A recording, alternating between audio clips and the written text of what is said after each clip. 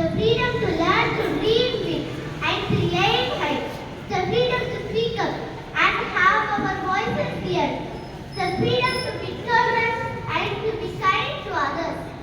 இது கற்றுக்கொள்வதற்கும் பெரிய கனவு காண்பதற்கும் உயர்ந்த இலக்கை அடைவதற்குமான சுதந்திரம். இது பேசுவதற்கும் நம் குரலை கேட்பதற்குமான சுதந்திரம். சகிப்புத்தன்மையுடன் இருப்பது, பிறரிடம் கருணை காட்டுவதற்கான சுதந்திரம். So let's celebrate Republic Day not just with flags and speech, but with action. எனவே குடியரசு தினத்தை கொண்டாடுவோம். கொடிகள் மற்றும் வீட்டுகளுடன் மட்டுமல்ல, உற்சாகத்துடனும் செயலாற்றலுடனும் கொண்டாடுவோம்.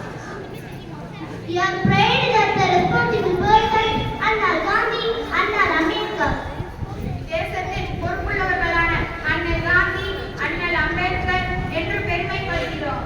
Nowadays, the Indian missile man APJ Abdul Kalam, 11th President of India. K. Sivan, Maisami Annadurai, Valarmati ma'am, and now V. Narayanan sir, the chairman of ISRO. They are proud because they are from Tamil Nadu.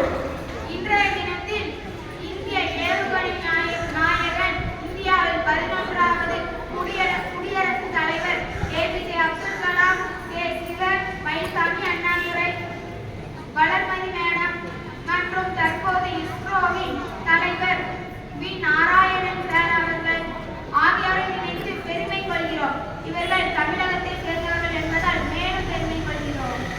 Let's be responsible citizens, upholding the values of Constitution.